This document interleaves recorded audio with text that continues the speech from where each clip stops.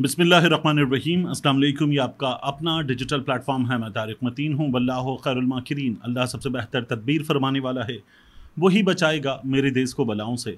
जो बारिश में शजर से घोंसला गिरने नहीं देता, क्योंकि उसकी तदबीर तमाम तदाबीर की इमाम है। अहम तरीन खबरें हैं कुछ।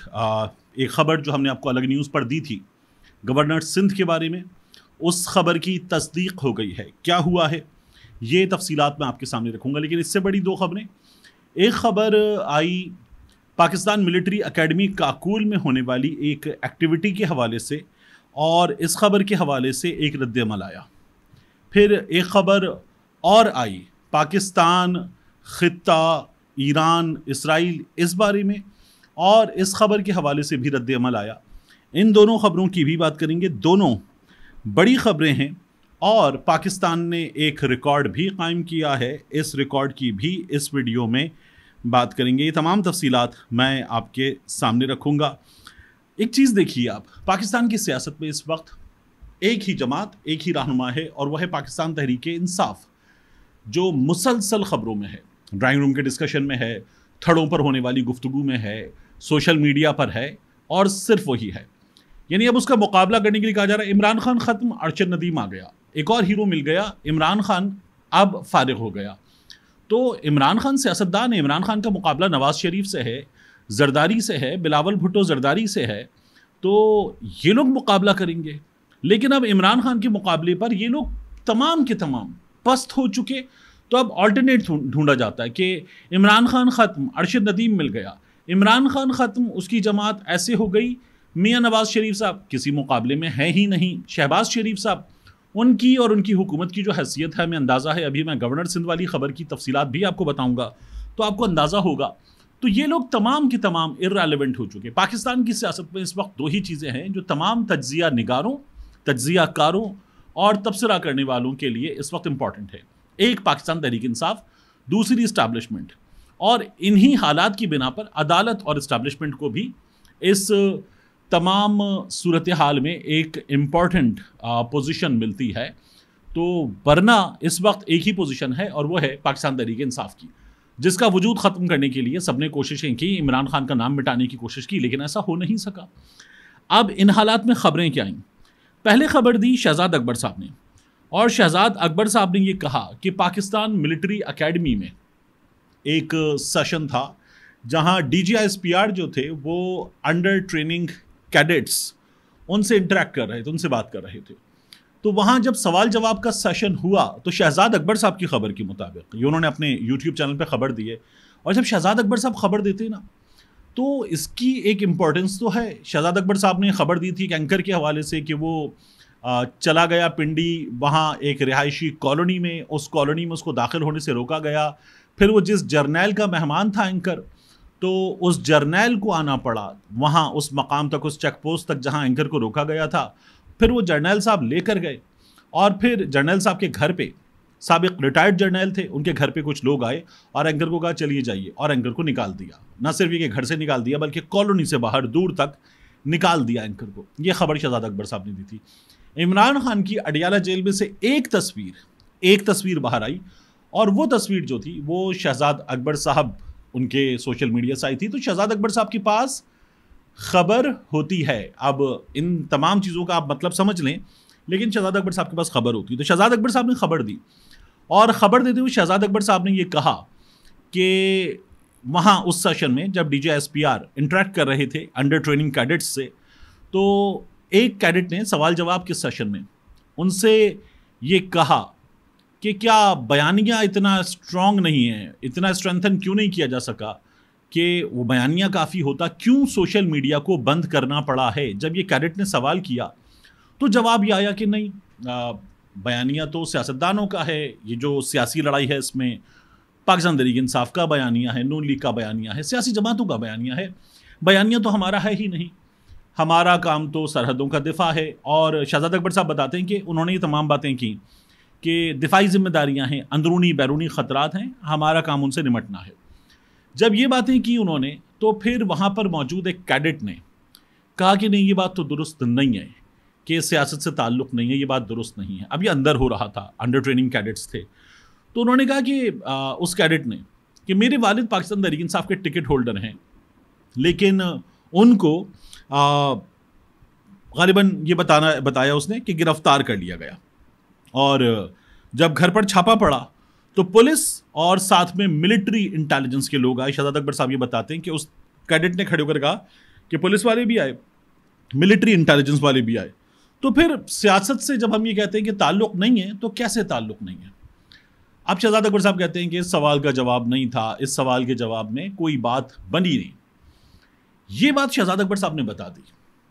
اب اس کے بعد ہوا یہ کہ ایک اکاؤنٹ ہے ٹویٹر پہ مارخور کے نام سے، اس کا نام ہے مارخور. اب یہ وہ جو انکوگنیٹو والی امیج ہوتی ہے اس ٹائپ کی ایک امیج لے کر، وہ شیڈو ہوتا ہے کلپ آرٹ والا، جاسوس صاحب کالر کھڑے ہوئے، اس ٹائپ کا ایک امیج لگا ہوا ہے. مارخور نے کہا فیک نیوز. اب یہ جب مارخور ہے، اس کو کئی اینکرز ہمارے جیسے طلعت حسین صاحب ہیں اور کچھ مخصوص اینکرز بھی، وہ اپنی خبریں جب دیتے ہیں اپنے یوٹیوب چینل پہ اسپیشلی، تو وہ کہتے ہیں عسکری ذرائع بتا رہے ہیں، اور وہ اس کو بلیو کرتے ہیں. طلعت حسین صاحب تو یہ کہہ چکے کہ یہ اس کے پاس خبر ہوتی ہے، اس کو عسکری ذرائع کے طور پر لیا جا سکتا ہے. تو اب مارخور نے کہا فیک نیوز. پھر ایک خبر اور آئی، وہ خبر تھی برکس نیوز کی طرف سے، اور اس خبر میں یہ کہا گیا کہ Justin Pakistan plans to supply Iran with ballistic missile for its attack against Israel. اور یہ خبر جب دی گئی تو اس خبر پر بھی مارخور نے الرٹ کیے، وہ جو بتیاں گھومتی ہیں ان کے آئیکن لگائے آگے پیچھے اور درمیان میں لکھا فیک نیوز. بالکل اسی طرح کی خبر کچھ دن پہلے آئی، یہ ایک ایرانین جو نیوز آؤٹ لیٹ ہے اس کی طرف سے آئی تھی، اور اس پر عطا تارڑ صاحب نے کہا فیک نیوز. اس سے ملتی جلتی خبر تھی کہ پاکستان کچھ مدد کرے گا جب ایران جواب دے گا اسرائیل کو. ابھی ہوا اسماعیل ہنیہ صاحب والا واقعہ، تو اس پر عطا تارڑ صاحب نے کہا فیک نیوز. لوگوں نے کہا کہ ٹھیک ہے چلیں، پاکستان کی پالیسی ہوگی، ملکوں کے درمیان معاملات میں صورتحال دیکھ کر کودا جاتا ہے، ملک اپنے مفادات کو دیکھ کر چلتے ہیں. ایران اسرائیل کی لڑائی میں پاکستان بعد میں فیصلہ کرے گا، ہو سکتا ہے ابھی نہ کیا ہو. تو یہ فیک نیوز فوری طور پر لکھنا اس معاملے میں اسماعیل ہنیہ کی شہادت کے بعد لوگوں کے جذبات ایران کے ساتھ ہیں، اسرائیل کے خلاف ہیں، فلسطین کے ساتھ ہیں. تو ہم یہ جو فیک نیوز لکھ رہے ہیں، نہ لکھتے، جواب ہی نہ دیتے. ایک ایرانین آؤٹ لیٹ نے نیوز دی ہے، وہ دے کر بیٹھ جاتا. مطلب کوئی پاکستانی چینل نے خبر تھوڑی دی ہے کہ آپ اس کو بتائیں گے فیک نیوز. تو لوگوں نے اس طرح کی کمنٹس عطا تارڑ صاحب کی بھی پوسٹ کے نیچے کیے اور بتایا کہ یہ نہ کرتے، آپ کیوں کیا آپ نے؟ مطلب آپ کون سا کہہ رہے ہیں کہ یہ ہم کریں گے، یہ تو ایک نیوز آؤٹ لیٹ کہہ رہا ہے، جانے دیتے. لیکن عطا تارڑ صاحب نے فوری طور پر کیا. یہ ان کی مرضی ہے، وزیر اطلاعات ہیں، بالکل کر سکتے ہیں اور حکومت بہتر سمجھتی ہے. لیکن خاموشی ہوتی تو بھی کون سی تصدیق تھی؟ خاموشی تو تصدیق نہیں تھی، اور آؤٹ لیٹ بھی، نیوز آؤٹ لیٹ بھی پاکستان کا نہیں تھا. مگر فوری طور پر کہا گیا فیک نیوز. ابھی جو برکس نیوز تھا، غالباً یہ وہ برازیل، رشیا، انڈیا، چائنا، اس طرح کا ایک نیٹ ورک ہے. اب وہاں سے جب یہ آئی تو مارخور نے کہا فیک نیوز. تو یہ دو بڑی خبریں تھیں. اب جس اکاؤنٹ کو عسکری ذرائع کہا جاتا ہے، وہاں سے کہا گیا کہ نہیں، یہ خبریں درست نہیں ہیں. امپورٹنٹ تھا، میں نے کہا میں آپ کے سامنے رکھوں. اس کے علاوہ ایک خبر چلی 2 روز پہلے، یہ تمام چینلز نے چلائی خبر، گورنر سندھ کامران ٹیسوری تبدیل ہو رہے ہیں. کامران ٹیسوری جا رہے ہیں، ان کی جگہ بشیر میمن آ رہے. نون لیگ سندھ کے صدر بشیر میمن نواز شریف کے آنے سے ذرا سا پہلے ایکٹیو ہوئے، اور بشیر میمن کو بڑی امپورٹنٹ جگہ مل گئی. اس سے پہلے یہ مسلم لیگ نون کے لوگوں کے حق میں بولتے تھے، عمران خان کی حکومت کے خلاف بولتے تھے، اور کہتے تھے عمران خان مجھ سے کہہ رہا تھا جب میں ڈی جی ایف آئی تھا کہ اس پہ بھی مقدمہ بنا دو، اس پہ بھی مقدمہ بنا دو. میں نے منع کر دیا. بڑا برا تھا عمران خان کا رویہ. یہ بشیر میمن پھر جا کر شامل ہو گئے نون لیگ میں، تو دال میں کالا نظر آنے لگا. اب خبر آئی کہ بشیر میمن صاحب کو گورنر سندھ بنایا جا رہا ہے. آپ جائیے الگ نیوز پر جا کر، جو گزشتہ 3 سے 4 ویڈیوز ہیں ان میں آپ کو نظر آ جائے گا. میں نے ایم کیو ایم کا کھڑاک آپ کو اس کے تھمبنیل پہ لکھا ہوا نظر آئے گا. میں نے ویڈیو میں بتایا تھا کہ یہ نہیں ہونے جا رہا، اس لیے کہ کیا نون لیگ کی کوئی حیثیت ہے کہ وہ فیصلہ کر سکے؟ اس وقت تو معاملات اسٹیبلشمنٹ چلا رہی ہے، establishment is calling the shots. تو نون لیگ تو کوئی فیصلہ کرنے کے قابل نہیں ہے. یعنی امپورٹنٹ پوزیشنز کی اگر بات کریں تو نون لیگ کی اور یہ جو حکومت ہے پیپلز پارٹی کی، ایم کیو ایم کی، اس کے بارے میں بھی میاں جاوید لطیف کہہ چکے یہ ارینجمنٹ ہے، یہ حکومت نہیں ہے. اور پھر ساتھ میں یہ بھی یاد رکھیے کہ وزیر داخلہ بھی ان کا نہیں ہے، اسی طرح سے وزیر خزانہ بھی ان کا نہیں ہے، پاکستان پیپلز پارٹی راضی تو ہو گئی اس ارینجمنٹ میں شامل ہونے پر، پاکستان پیپلز پارٹی نے کوئی امپورٹنٹ پوزیشن وغیرہ بھی نہیں لی ہے. تو یہ اس طرح کی حکومت ہے. میں نے یہ کہا تھا کہ اگر یہ لوگ اپنے فیصلے نہیں کر سکتے، پاکستان پیپلز پارٹی والے وزیر اعلیٰ بلوچستان جو لائے ہیں وہ کہنے کو پیپلز پارٹی میں شامل ہوا، لیکن وہ پیپلز پارٹی کا بندہ تو نہیں ہے سرفراز بگٹی صاحب. تو میں نے کہا یہ لوگ یہ فیصلہ نہیں کر سکتے، یہ فیصلہ نہیں ہوا ہے. کامران ٹسوری والا، کامران ٹسوری خود پریشان نظر آئے. انہوں نے بڑے کہ میں شہباز شریف کے ساتھ رہا، یہاں رہا وہاں رہا، گاڑی میں نے ڈرائیو کی، ان کو لے کر گیا، اس تقریب میں لے کر گیا، اس تقریب میں لے کر گیا. شہباز شریف صاحب نے میری تعریف کی اور مجھے ہر جگہ ساتھ رکھا.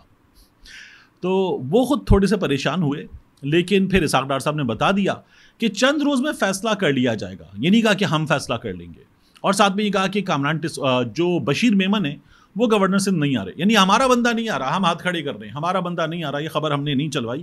تو نون لیگ کی یہ حالت ہو چکی ہے. اب نون لیگ جو اس حال کو پہنچ چکی ہے، وہ بیچارے یہ بتا رہے ہیں کہ یہ جو ہو رہا ہے یہ ہم نہیں کر رہے، ہم نہیں ہیں اس کے پیچھے. آخر میں آپ سے اور عرض کروں، ایک ہمارے سامنے اعداد و شمار آئے ہیں، یہ برآمدات کے اور سروسز کے اعداد و شمار ہیں. ملک سے باہر آپ نے کتنا مال بیچا، یہ برآمدات ہیں، کتنا مال آپ نے خریدا، یہ درآمدات ہیں. اسی طرح سے سروسز کی ضرورت ہوتی ہے، تو سروسز میں بھی آپ نے کتنی سروسز غیر ملکیوں کو دیں، کتنی لیں، اور ان سے کتنا زر مبادلہ حاصل کیا. تو ہماری جو برآمدات ہیں وہ ہمارے جی ڈی پی کے 12% یا اس سے بھی کچھ کم نیچے ہیں. جبکہ سری لنکا وہ بھی 30 پر پہنچ گیا، بنگلہ دیش بھی 16+ پر ہے، خطے کے سارے ممالک ہم سے آگے ہیں، مصر غالباً 30 پر ہے. یہ تازہ ترین اعداد و شمار بتا رہے ہیں کہ ہماری پوزیشن کیا ہے.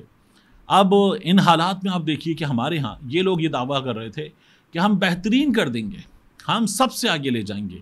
عمران خان کی حکومت کے دنوں میں ہماری جو برآمدات ہیں وہ ریکارڈ پر گئی تھیں، لیکن درآمدات سے اوپر ہم نہیں لے جا سکے تب بھی. تو یہ جو کوششیں تھیں، دعوے تھے کہ ہم سب ٹھیک کر دیں گے. اب آپ حال دیکھ لیجئے، اب کوئی بھی حکومت آئے پاکستان میں، یعنی اب جو الیکشن کی خبریں ہیں تو الیکشن ہو جائیں، عمران خان کی جماعت ایک بار پھر 2/3 اکثریت لے لے، ابھی بھی لے لی تھی، تو اس کے بعد بھی کیا عمران خان کی جماعت ٹھیک کر دے گی، فوری ٹھیک کر دے گی، کچھ وقت میں ٹھیک کر دے گی؟ بہت وقت لگے گا. جتنا کباڑا ان 2 برسوں میں ہوا ہے، بہت وقت لگے گا. اتنی آسانی سے یہ چیزیں جن کے ٹھیک ہونے کے دعوے کیے جا رہے ہیں ٹھیک ہونے والی نہیں ہے. ایک مضبوط حکومت آئے، اور وہ مضبوط حکومت عوامی مینڈیٹ کی طاقت رکھنے والی حکومت فیصلے کرے، تو لوگ ان فیصلوں کو سہار بھی سکتے ہیں، قبول بھی کر لیتے ہیں، ورنہ کوئی برداشت نہیں کرتا. ملتے ہیں انشاءاللہ آپ سے اگلی ویڈیو میں.